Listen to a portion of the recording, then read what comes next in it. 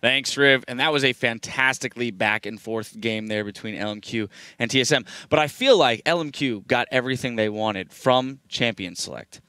Yeah, there were a ton of options left open, too. The Maokai was still up, and nobody picked it or banned it away. I thought we were going to see TSM, but no, they go with the Mundo top. And I think that LMQ, you know, they get your hands on that Tristana that Vasily is just so good on. He is 7-0 on that champion now, and you just can't let him have it. He was known for it in China. He comes over here, and he's still wreaking havoc with it. Probably you had mentioned during Champions like that it was a pretty early Yasuo pick, but it didn't really seem to matter. He played it pretty flawlessly, was crushing in CS, picked up some kills, and was dealing quite a bit of damage. Yeah, well, they banned out Syndra and Zed, which have chances to kind of make a move on Yasuo, and then they first picked Ryze. So they basically took out everything that's good against Yasuo in the mid lane, except for the Fizz, which I think was Bjergsen's pocket pick against it. But I think the pick and ban phase kind of showed LMQ's confidence. They blind picked their top laner and blind picked their mid laner, and they just go in with, yeah, like, what are you going to do about it? So I think they got all the picks they wanted, and they're really comfortable on them. Yeah, and then they went for a Lucian Nami first pick bot lane here for TSM. And I was thinking, why don't you take the Yasuo Maokai, go with a combo like that and set yourself up for some team fights. But they didn't do it. Instead, they put that on the bottom lane because they want to do well against Vasily, but they didn't take the hypercarrier Tristana for the late game. They went with the Lucian for the lane bully. And in fact, as the lane bullies, No Name focused them immediately in the game. At 4 minutes, a Lee Sin lane gank, picking up an early kill for more. And that seemed to kind of, you know, push things in a tough direction for TSM. Yeah, Vasily, he just got going very early on. He got through that early game hump of, or the mid game hump of Tristana, and started just showing up to fights and baiting so much pressure to that bot lane that it freed up objectives for the rest of the team near top. Now, probably you've played against LMQ. They are known as this hyper-aggressive team, and they showed it. They got that early kill at 4 minutes, and then they're just relentless. They just, I mean, they're running to different lanes, they're roaming, they're taking objectives, they're looking for brawls. What do you do as a team to slow them down?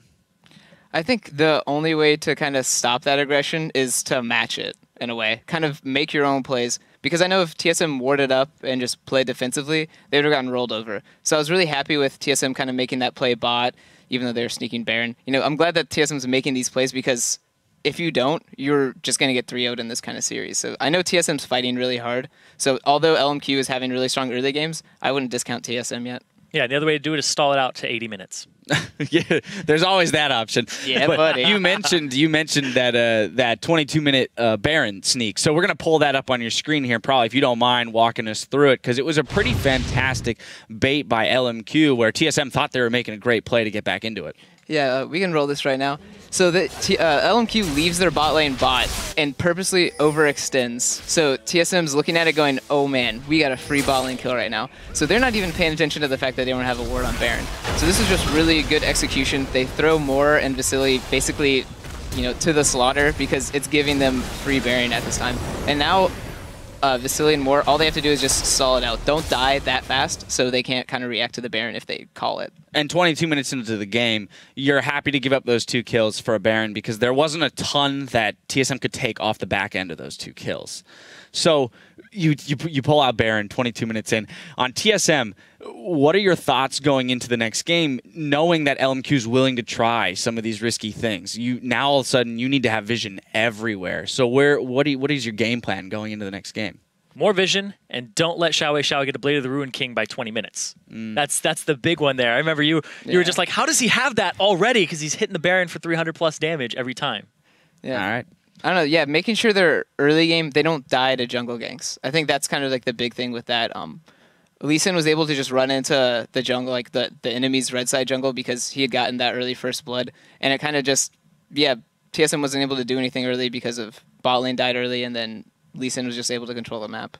And there was a point in the game where it looked like TSM had, gotten a handle on it and might be coming away with the victory as they attempted Baron about 30 minutes into the game. We're going to pull that one up as well, because what happens is No Name ends up coming in and stealing it. So Zyrene, I'm going to let you take this one. Yeah, start rolling the clip out. Baron is just getting them all very low. No Name comes up. He actually kicks Amazing out of the pit and applies the pressure as the smite comes down, and it still gets picked up by Vasily there, just barely. So the pressure was on Amazing to make the smite play immediately because the Lee Sin was coming in, and he had the Q on the Baron. So you know that the resonating strike was going to follow up. So a lot of pressure there, and that is actually one of the smites that we saw Amazing miss again because he lost his second red buff, which was actually very big and a large part of that jungle pressure that we didn't see throughout that early mid-game portion around 7 minutes. Yeah, something that bothers me about that Baron play there, I have to point it out because you're against a Lee Sin. You see them coming in. Everyone in TSM filed into the back of the Baron pit. Let him land his Q on the Baron of all things. Lee Sin is getting into the pit. Oh, yeah. If he wants to get into the pit, he's getting into the pit. So at least force him to Q one of you. That way he doesn't have the execute damage, and it really is a 50-50 as opposed to a 60-40, right? And then who knows? Maybe Amazing would have walked away with that Baron, or they wouldn't have had the damage to take it at all. So I don't know. Are there thoughts on that? Probably is that peeved you? I know. It does a little bit. Like from a shot calling perspective, is that something that is called for? Like everyone gets to the back of the pit, or is that just like I don't want to die? I don't want to die. I think the call to go to the back of the pit was they were under the assumption they could do enough damage to get Baron into smite range. So they moved to the back thinking, okay, we can get this, and then maybe we'll have Kha'Zix jump to get out, maybe we'll have flashes to get out. But it turned out, yeah, they went to the back of the pit and didn't have the damage to take it down. So I think that was just, yeah, they didn't really realize that the Mundo damage on Baron goes down as the HP goes down. And I think Kha'Zix was taking it for a bit, so their DPS just started spiking as Baron was going down, and they just didn't really adapt quickly enough to it. Well, LMQ walked away with that Baron, but there was still a lot of back and forth following that. We saw TSM take a lot of fights. So if that's any indication, this series is going to be fantastic because they extended that game really well. And LMQ, they gave us a solid win. And TSM, they didn't show a sign of backing off. So I think we're in for a great series. Now we want to shift gears, though, for just a minute and throw out our Twitter question of the day because we didn't do it earlier. And it may sound familiar. Once again, we're asking you, how do you PAX Prime? The first batch of responses were so good that we want another helping of those pictures from PAX, not from Prax, and how you and your friends are enjoying the action at home. So tweet us at LollySports and use the hashtag LCS. We're going to take a quick break, though, and when we return, we'll get back into our semifinal action with Game 2 between TSM and LMQ. Stay tuned.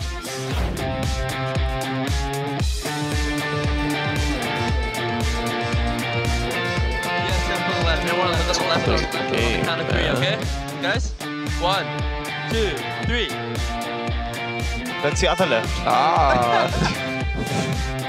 Set up a wind wall and then be dashed in front of your turret. These guys are not afraid to go in. Wow, Turtle's gonna be hit up. That's a bomb that he can't get away from. Pearson throws down to Zanya's. We can kill. Wait out. Incoming. Coming.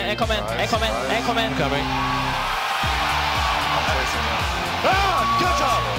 It looks like it's... Oh man, the steal is a real opportunity. Range. Sonic Wave's on, goes in, stolen! My God, it was actually stolen by Vasily!